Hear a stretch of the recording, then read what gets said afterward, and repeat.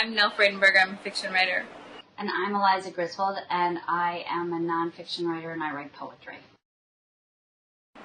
So, Eliza, I absolutely loved your book, and I've been thinking about it ever since I finished. And I'm also thinking about when I met you, I think it was maybe 10 years ago, and I got to know you as a poet. And the first time I met you, I think we were on a sort of street corner at night with some friends in Manhattan, and you were working in a magazine, but you said that you wanted to be a foreign correspondent, and I knew you were a poet, and I knew your work. And then the next thing I heard about you, you were reporting for Harper's from Waziristan. And I'm just wondering how that happened and how you got your first reporting job. So that, actually, I remember meeting you on, like, the 6 train platform at Grand Central. Maybe that's where it was. So what happened is, I went from being at the Paris Review as George Plimpton's assistant to then working super briefly at Vanity Fair magazine, and it was there at Vanity Fair in 99 and early 2000 that I saw different writers. I already knew that I wanted to do something with writing and with human rights, and I knew I had to support myself, and that I didn't want to leave poetry behind, but that I needed to find another way to write and be in the world. And it was at Vanity Fair that I saw writers like Buzz Bissinger doing really, really valuable human rights-related work, really bringing issues to, the mass popular culture. And so I thought from there, I could really do this. And one day I went into Human Rights Watch to pick up some documents because Sebastian Junger was writing a story on blood diamonds. And I think the Human Rights Watch people saw me and thought, we could claim this one right here. So they told me about a story about crimes of honor. So women who are killed by their families for either, usually the most frequently is for being raped, for having affairs, for being divorced, things that shame the family. And so they told me about this issue, and they had done some work on it that was really interesting to me. And so I ended up leaving Vanity Fair and going as a freelance writer to Jordan and to the West Bank and looking into this issue and, excuse me, how Islamic law factors or doesn't factor into honor crimes. And in fact, in many ways, it didn't factor at all. This was a code that went back to Hammurabi's code, ancient law, tribal law, not religion. And so that was 2000. And then I happened to be in New York, like so many of us, on September 11th, and it started stringing for the London Sunday Times. And 2 weeks later, I was in Pakistan. And yeah, I was in Waziristan for the first time in October 7th, 2001, which is the day that the United States invaded Afghanistan. So that is how that went in a nutshell. And then from there, I think there's a whole generation of us now, like a whole generation of sort of our peers who write nonfiction, who came of age in this kind of. There were a lot of opportunities which might not have been around if there wasn't so much money and so much focus suddenly on foreign affairs. That has now collapsed. But for the past decade, that was really the truth, that if you wanted to go look at an issue, there was probably a magazine or an institution happy to help you do that if it applied to Islam or religion or the developing world. That makes sense. I mean, it's funny to think now of somebody thinking that they were going to start doing this kind of long-form journalism that you do so beautifully as a way to support themselves, because it seems that it's completely collapsed now. But you've obviously already established yourself, and this book is so beautiful. And I'm also wondering about the poetry and the journalism and how that works for you. I mean, are they two very separate hats, or are you a poet at the same time that you're a reporter? I was thinking about it when you wrote in the book that you were in an Indonesian market and you heard William Blake's Jerusalem blasting out of these loudspeakers, and obviously you recognized it immediately.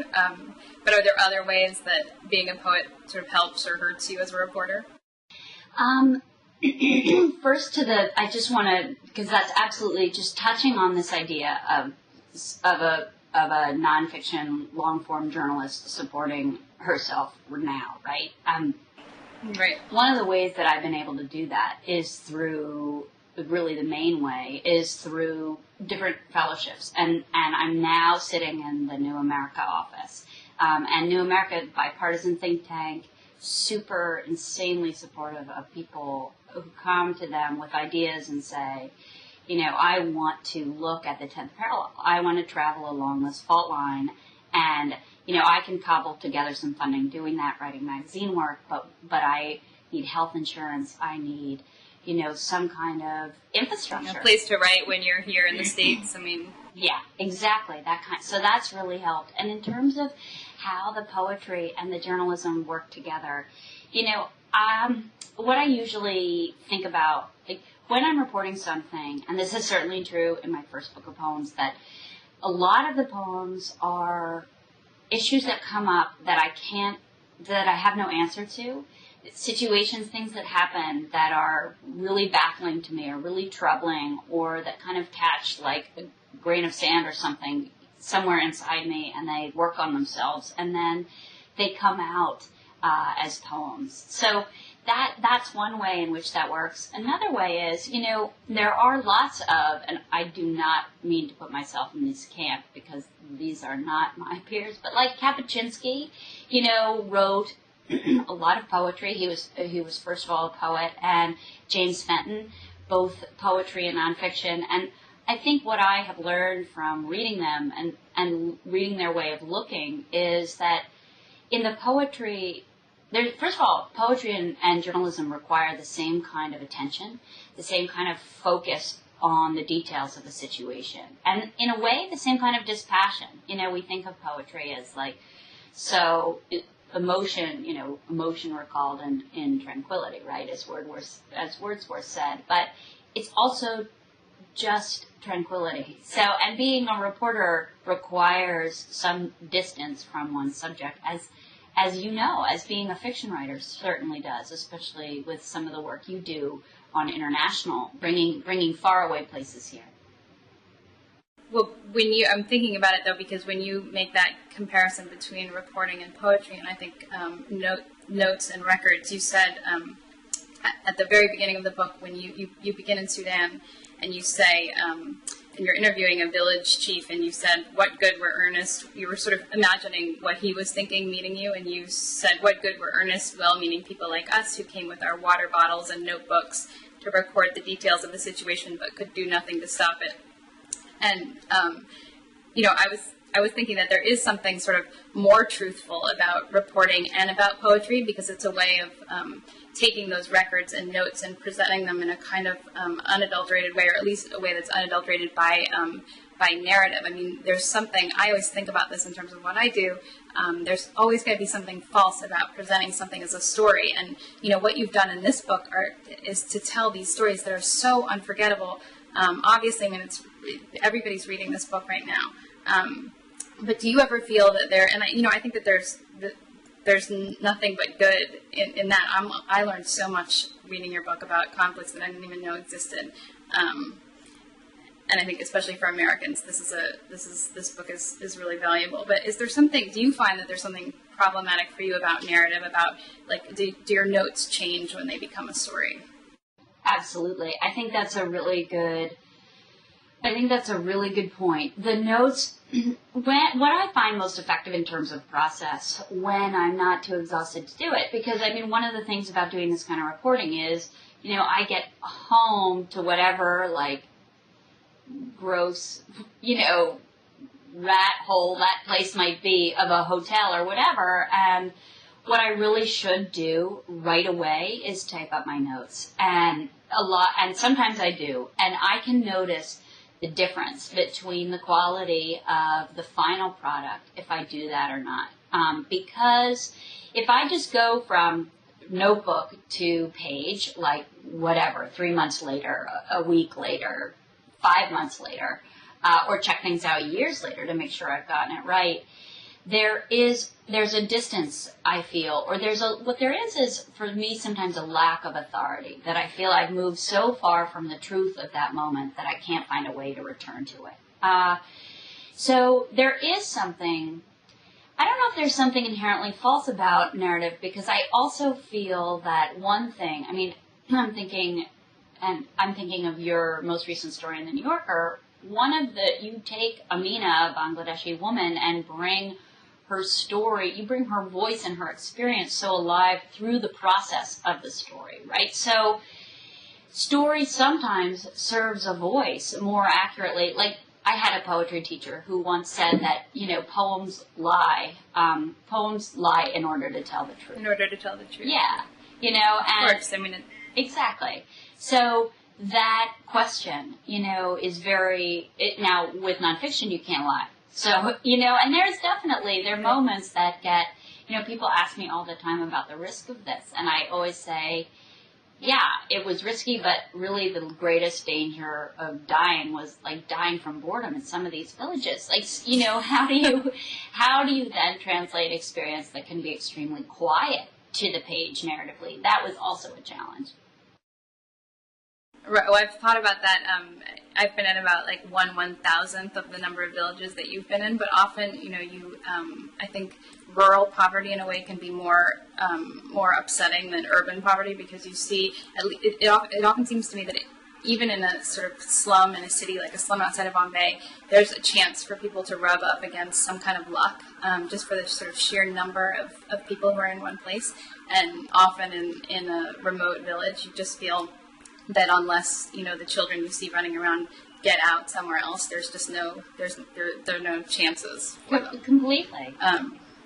I was thinking also about everybody has commented in the reviews of this book about how dangerous it was and how, what a miracle it is that you're still alive, and frankly, I'm glad that I didn't really know what you were up to for the last 10 years, because I think I would have been worried about you all the time. But in your book, that's certainly not the attitude that you have, and you make the point that, it's certainly much less risky for you than it is for the people who are living inside these conflicts every day.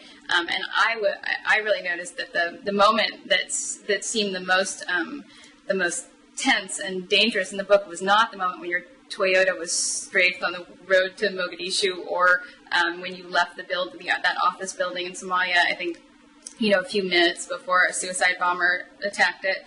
But when you are traveling with Franklin Graham and his associate, I guess his deputy, demands for you to talk about, your religious background and your faith, and to kind of come clean about who you are in terms of religion. And that seemed almost more harrowing for you than a lot of the close brushes with death. And I'm just wondering, was there a time during this reporting that you were kind of like the most uncomfortable or the most frightened? Is it in the book, or is it something that you left out? God, you are a close reader now. Yeah. First of all, you're right. That experience with Franklin Graham, that kind of question, being called quite literally on the Persian carpet to respond to what faith means to me was definitely harrowing, in part because I didn't have an answer, and in part because I grew up terrified of God's will and the idea of submitting wholeheartedly to God. Well, and that story of your father being sort of prostrate on the floor of the church during, I think, his consecration as bishop, is that right? Yeah, no, very much so. And my father has teased my sister and I. Teased is not quite the right word, because he certainly meant it earnestly at points, about our whole lives, about like, I really hope one of you becomes a nun, which is a terrifying thing to say to a young American girl. And sometimes I think, a lot of what I've done has been in direct response to make sure that never happens. So I'm trying to think about which of you or your sister, which one was more likely to become a nun. I'm afraid. I'm not sure I can give an answer. Exactly.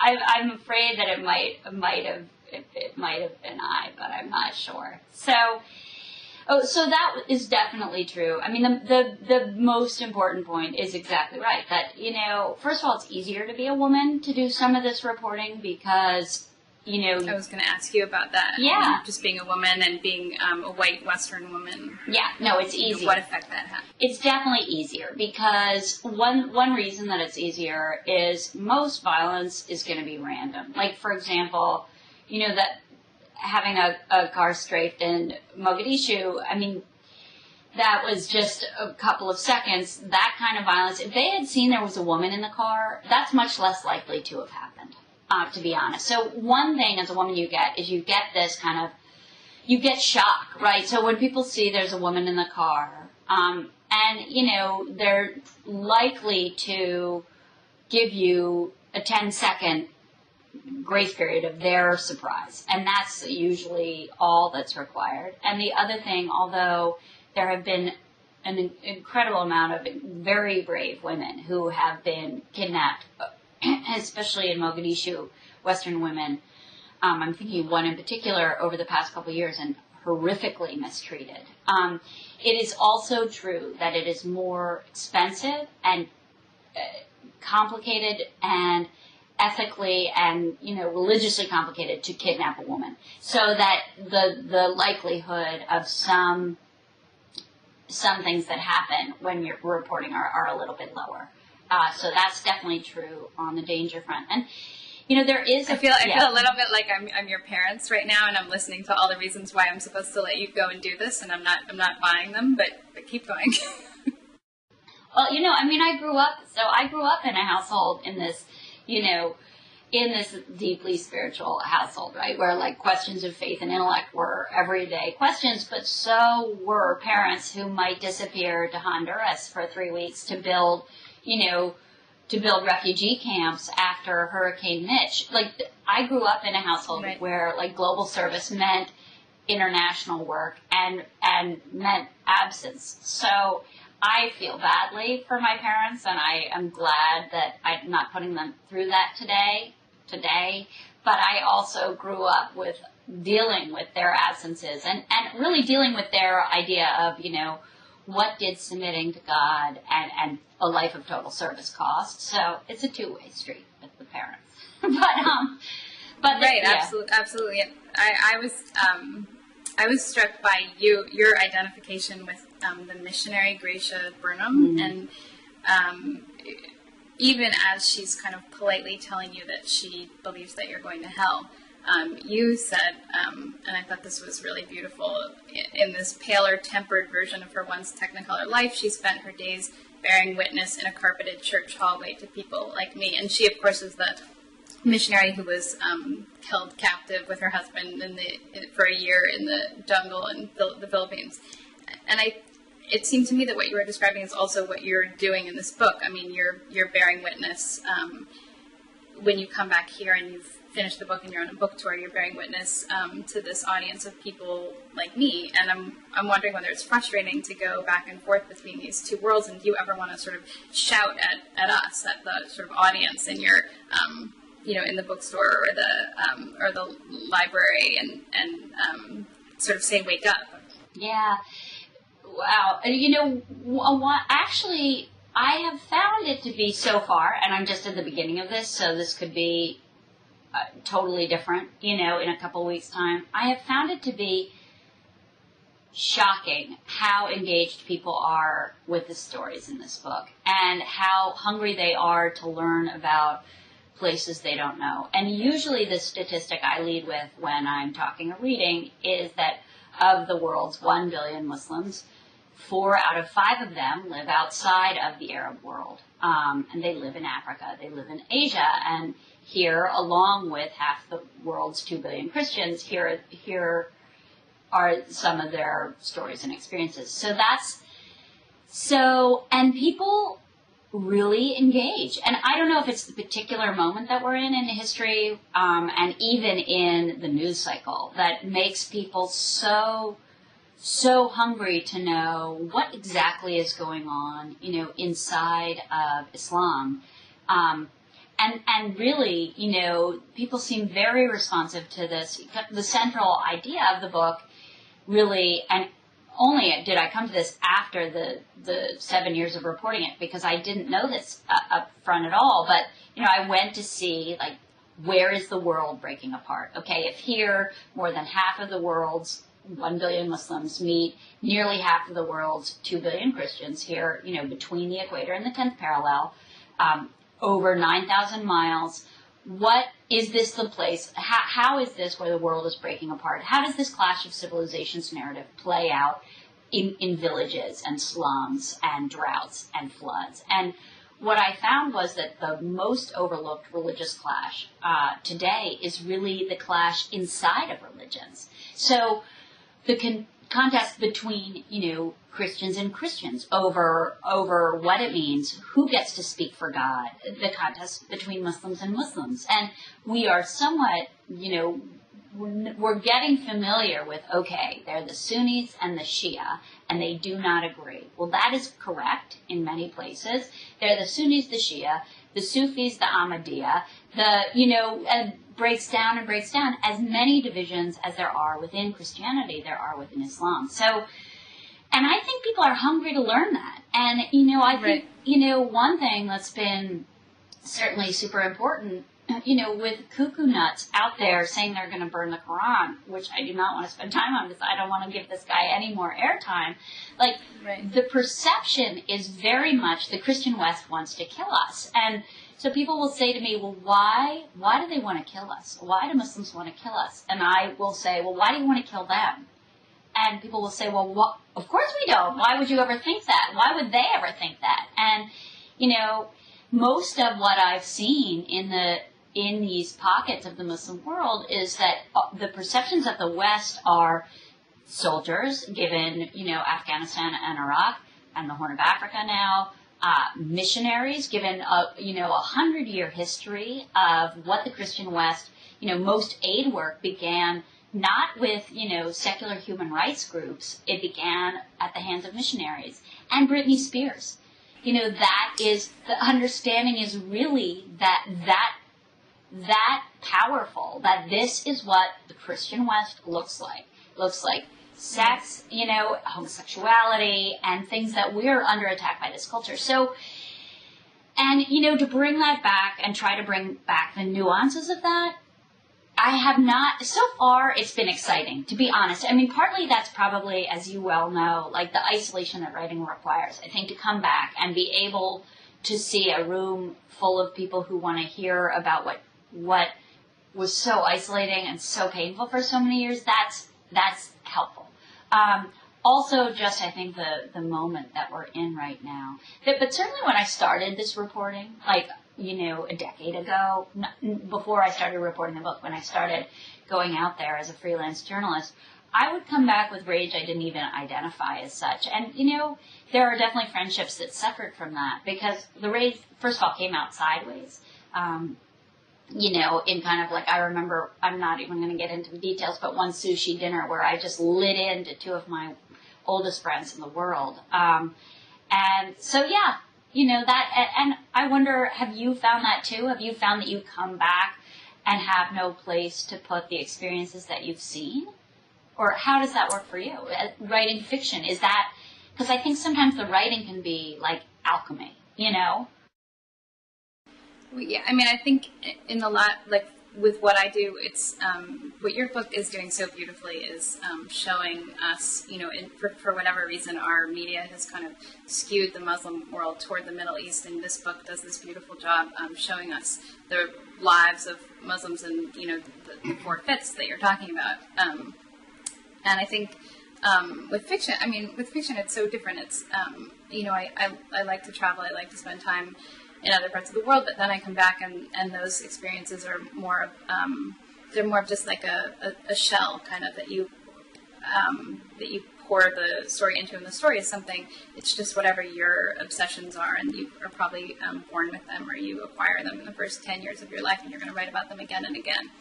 And these other experiences are like just sort of vessels that you put that experience inside of. It's the same experience, but it sort of looks different depending on the story. That's super well said. I think even, a lot of this book probably things that I'm not conscious about writing it. I think that's probably true, especially working out my own questions about God. So I totally identify with that. Well, I wonder, the question of what religion means to people in the West or in what you call the global South comes up again and again in the book, and you suggest, and I agree, that the purpose of religion is sort of less clear in a society where people are protected by a functioning government and a state. We have, our need for God is maybe more esoteric in a certain way, and I'm wondering if you think there's a difference between what leads somebody to accept an extremely demanding fundamentalist or evangelical faith in the parts of the world that you were reporting in, as opposed to here. Obviously, we have our share of evangelicals here in the United States, and are those two different impulses, or is it the same impulse? Well, one thing I found pretty early on with reporting this book is that I was not in a position to be able to assess people's relationships with God. Like, I thought I was. I really began the book with this question: does fundamentalism lead to violence? Right? And because it's based on an absolute belief that there's only one way to reach God, and every other is at best ignorant, at worst evil. So that's, I think that is here and there, certainly. And I think one thing that we really need to watch these days are our relationships between fundamentalists here and in what I call the global South, what people there call the global South these days. Although it's clunky, it's better than, it's better, certainly. Developing world. Exactly, because when it comes to God, people are not developing toward secularism. We may be developing toward a greater level of religiosity, but also, in our society. Exactly. So both here and there, I have certainly seen and statistically watched these huge revivals inside of Islam and Christianity, which are based on this personal relationship with God, right? And therefore, right. And you make the point in the book so many times that it's a mystery, that there's a sort of core of faith that you're never going to be able to get at, no matter how much reporting or writing you do. Completely. And there definitely is, part of the reason I wrote this is that, especially after September 11th, working in the Muslim world, working with evangelical Christians, and going to my, secular editors at various magazines, and they'd be like, come on, doesn't this all boil down to political economy? Doesn't it all boil down to money? And I realized that within the limitations of that lens, that there needed to be a greater understanding of the role that faith has in the everyday lives of millions, even billions of people. So this book was an attempt to get at that question, certainly. And I don't know if there's really a difference. I certainly know that, do people, it's like, that's the, question of, like, does poverty make fundamentalism? No. Does poverty, create a closer relationship to God? It definitely seems that people with less feel a greater kinship with the divine. Well, and you talk about religion increasing or growing under pressure, which I thought was a really good way of putting it. I mean, one of the things I admire so much about this book is the ambivalence that you have. Your sort of willingness to step back and not judge. Basically through the course of these interviews, and there are moments where you're with Franklin Graham in the hospital in Sudan, and you hear, it's not him, but it's someone else who says, our primary purpose is bringing the word of God to these people. That's the priority, not that they get an operation. And that's so horrifying. And then in the same paragraph, you're talking about the incredible amount of work that Christian missionaries have done in terms of bringing resources to people and, living in places that it often appears that the rest of the world has forgotten. So I think that ambivalence, you don't come down on either side, and that's part of what makes this book so good. Thank you. No,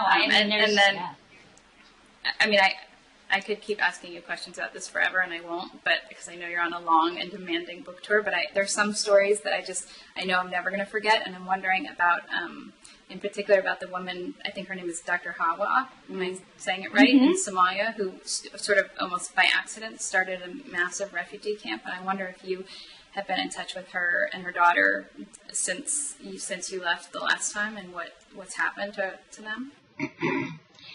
What's happened is Dr. Hawa a couple of months ago, so I'm in regular touch with her and with her daughter, Deco, who, I mean, the realities of globalization are just impossible to make up, right? Like, so her daughter is a gynecologist who works in Atlanta. She's not yet registered in the United States as such because she was trained in Europe, but she's getting her degree. Her mother, during the 90s, her mother sold the family gold and ended up, she'd started a one-room hospital for women, largely looking at the female genital mutilation, just dealing with how difficult it is for women's health after that issue. Again, not judging, just doing the work. So, and now her hospital grew into 20 rooms. She went from having, a hospital to a refugee camp of 80,000 people. And now what's going on, and most powerfully, when I was there with her, she took me, I've been there a couple of times, she took me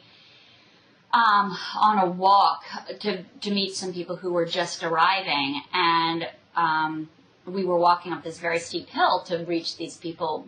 Somali nomads live in what basically looked like birds' nests, and so we were walking among these birds' nests being built. And wait, what do you mean? What do you mean by birds' nests? Are they sitting on the ground? They're on the ground. They're flipped over. They're upside down birds' nests. They're woven, quite literally. I mean, you could say it's like an igloo made of sticks because it's like, okay.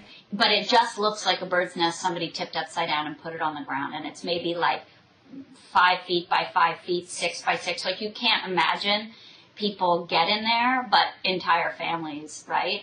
As we've seen, right? Entire families do. So we were walking among women who were they were fighting over these tarps, because they just arrived. They were building these nests, and then on top of them, building their homes. They look like nests, and then putting on top of them whatever UN, gifted tarps, these blue, we see them all the time in refugee situations, these blue tarps. Right, and is that for the rainy season starting? Or, it's for all kinds of reasons.